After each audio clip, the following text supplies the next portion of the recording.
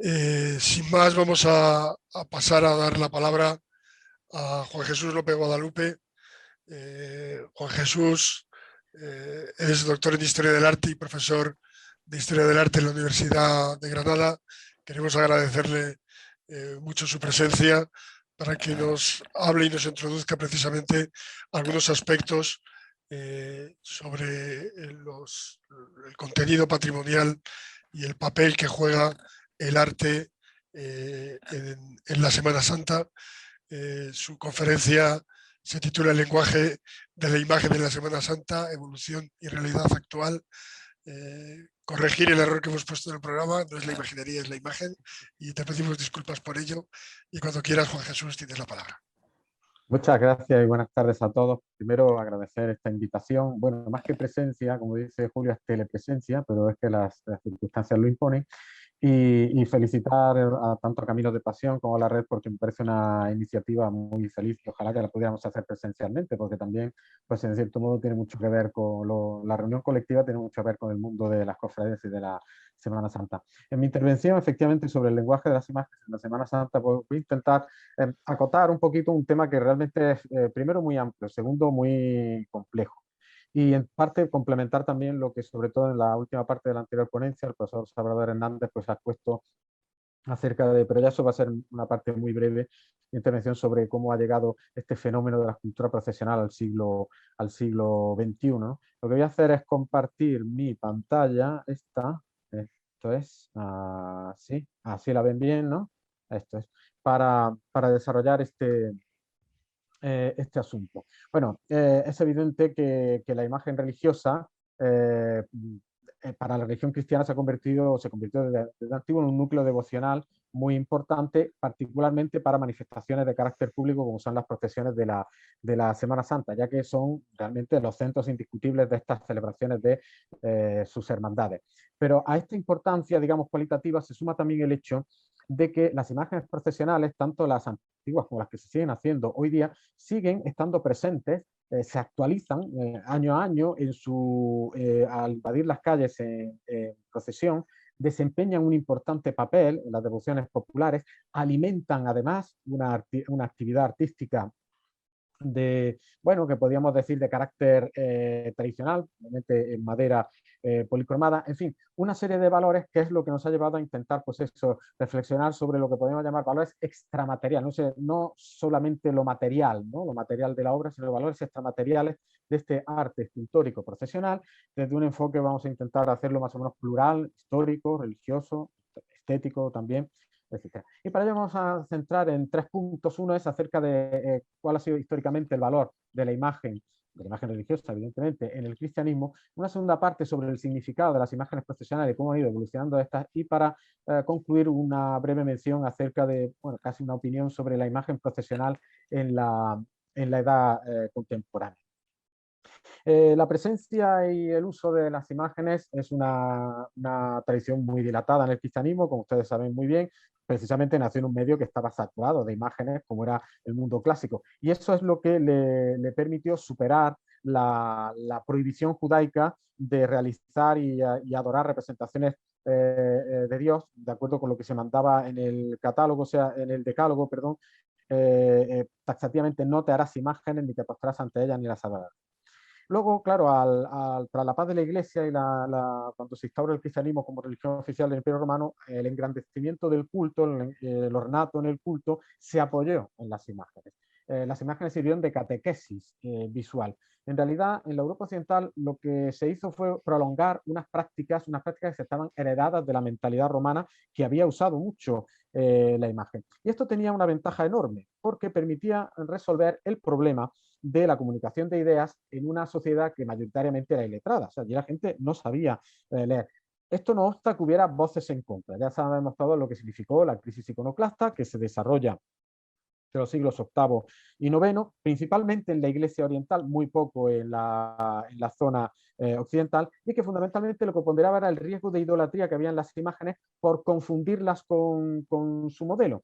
Sin embargo, las imágenes resultaban un vehículo formativo y catequético demasiado importante como para desaprovecharlas. Ahí tenemos el testimonio, por ejemplo, de San Gregorio Magno, destacando el valor pedagógico de las imágenes, a las que denominaba Biblia Pauperum, una Biblia para pobres, o sea, para iletrados, para adoctrinar a los analfabetos. En esta carta a un iconoclasta occidental, que fue Serenus, obispo de Marsella, dice que porque lo que la Sagrada Escritura proporciona a los que saben leer, eso es lo que la pintura proporciona a los analfabetos que saben mirar, es decir, una manera de completar ese mensaje.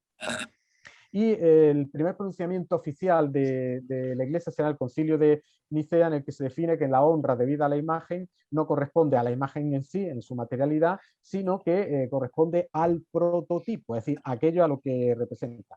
Hay que tener muy en cuenta que al principio estamos hablando de imágenes más bien de carácter pictórico o como muchos relieves, con un valor únicamente narrativo, es decir, marcando cierta distancia con una apariencia verosímilmente real. El problema de la imagen escultórica exenta, con una ansia creciente de veracidad, eso ya será diferente y más controvertido. De todas maneras, la licitud sobre el uso de las imágenes siguió siendo un tema muy debatido también en la Edad Media.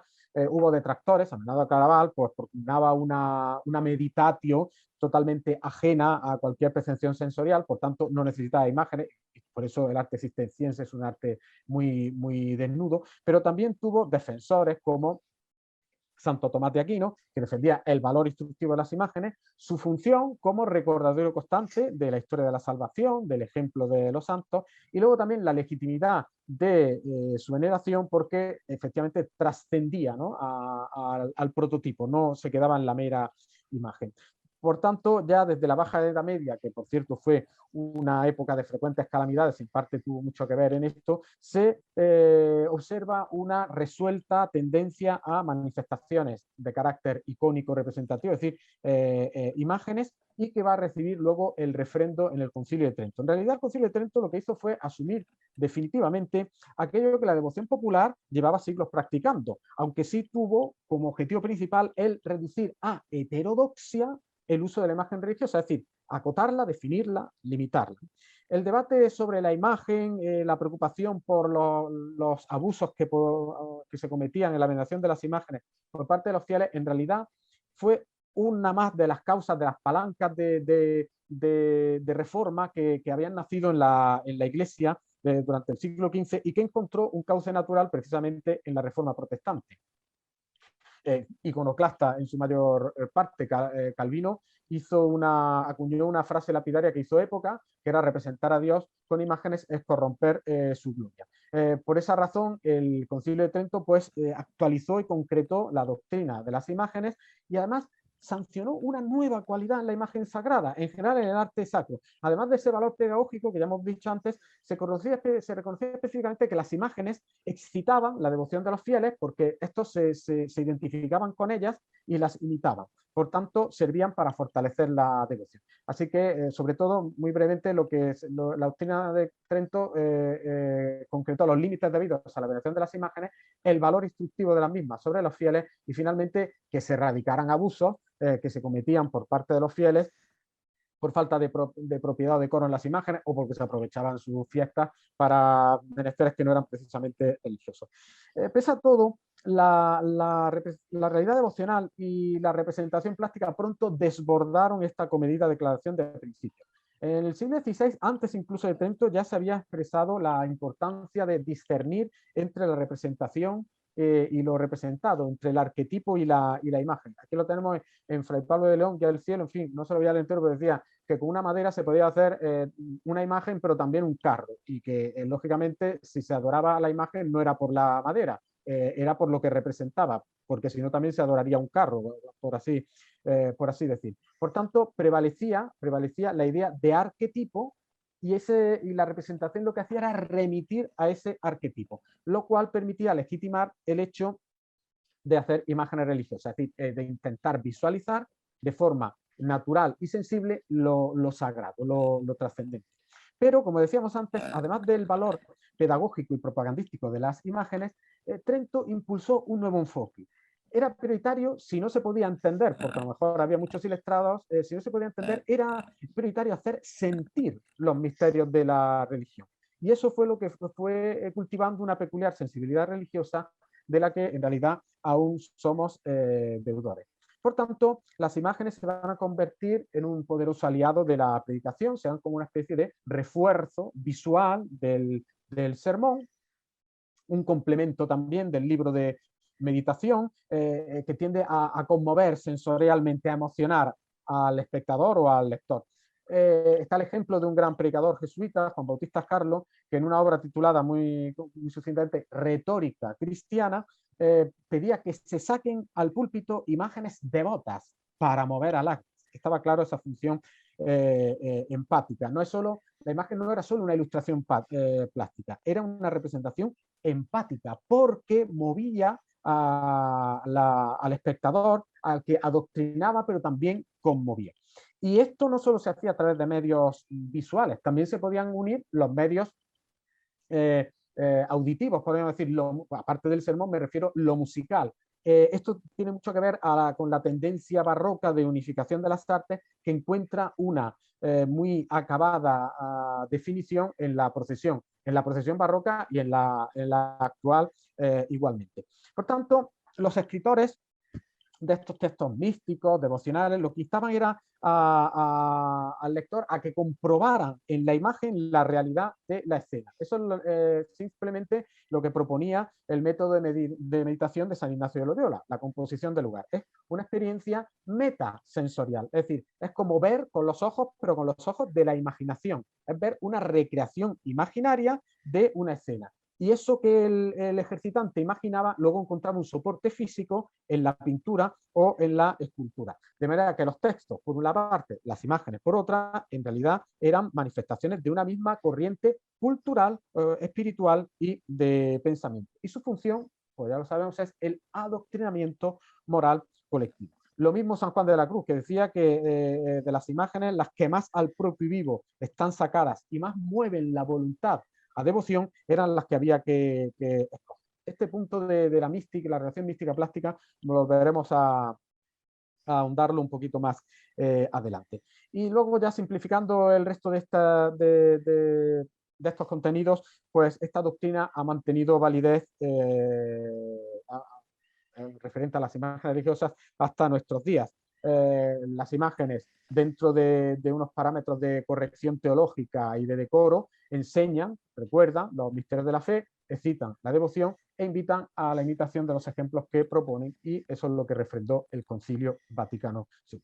Por tanto, centrado el tema del valor de la imagen en el cristianismo, lo que cabe preguntarse es ¿y qué significado tenían las imágenes o tienen las imágenes procesionales y cómo han ido evolucionando hasta llegar a nuestros días?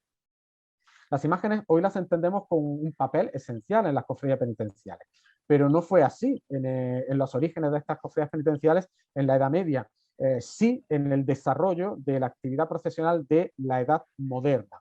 Y en torno a estas cofradías penitenciales de la Edad Moderna es donde se va a desarrollar el importante capítulo de la escultura procesional, que no siempre está vinculada a las procesiones de Semana Santa.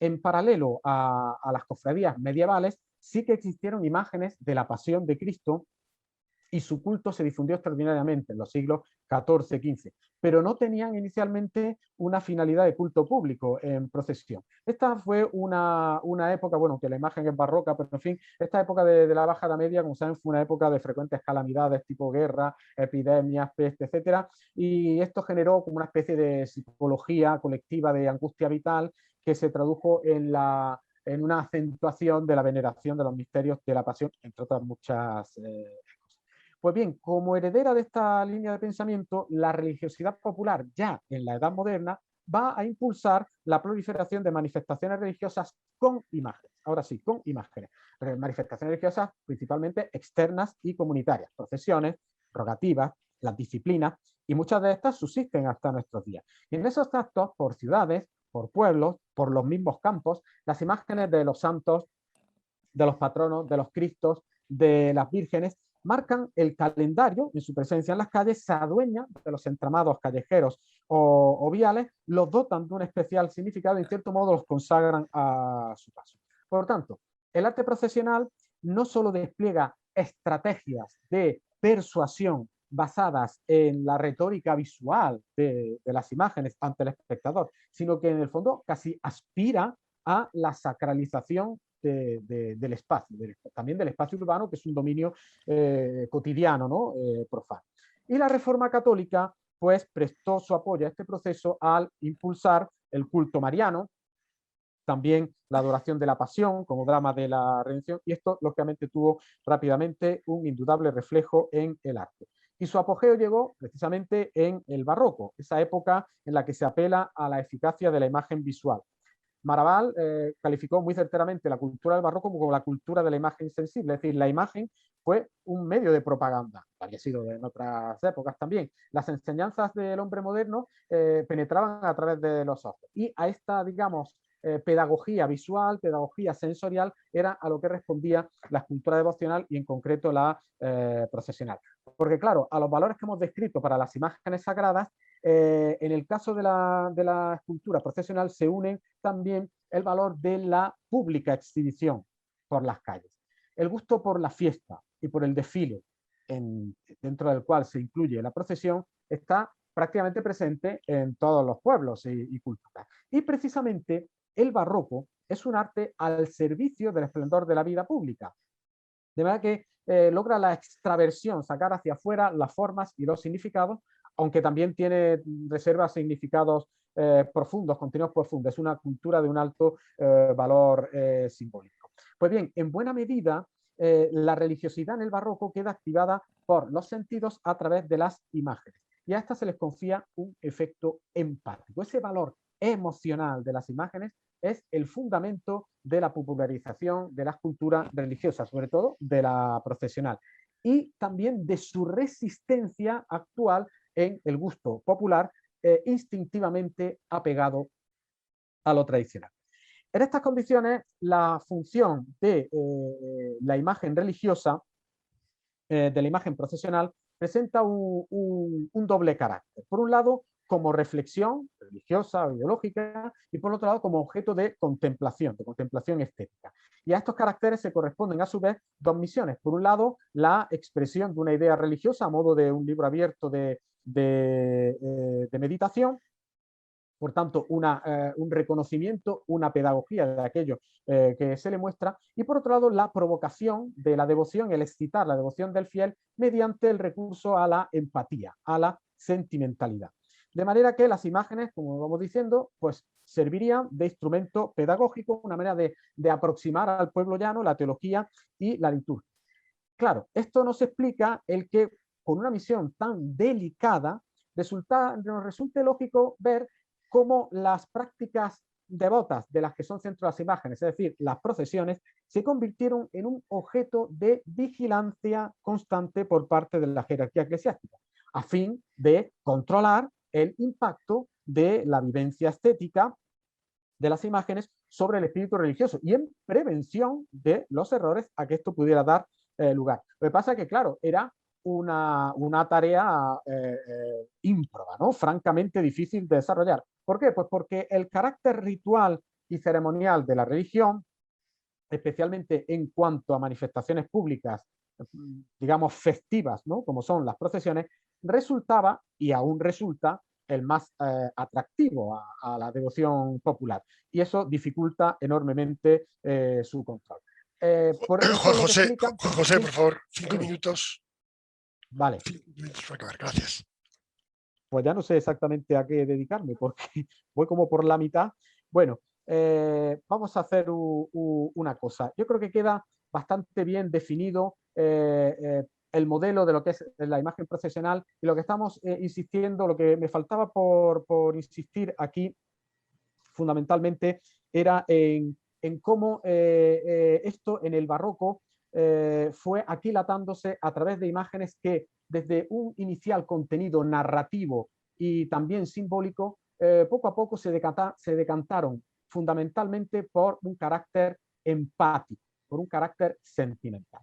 Y ahora lo que vamos a intentar es dar explicación, bueno, todo esto no lo saltamos, quedan muchas, pero las fotos son muy buenas, que para eso trabajamos con imágenes, y lo que vamos a intentar es simplemente resumir acerca de por qué llegamos por qué ha pervivido de una manera casi fosilizada esta imagen procesional. Porque esta imagen, que es una experiencia barroca, pues nos podía inducir a pensar que se agotaría en sí misma, es decir, que sería incapaz de renovar los recursos, de superar los límites de la representación tradicional, sobre todo cuando queda suplantada por un modelo. El neoclásico no es un modelo estético, el neoclásico es un modelo cultural, que es el modelo de la Ilustración. Sin embargo, esta experiencia barroca permaneció viva en una espiritualidad que, sobre todo en las capas populares, siguió siendo esencialmente barroca, con los límites que el ritmo de los tiempos imponía, pero con poco margen de variación, principalmente en el campo de la escultura.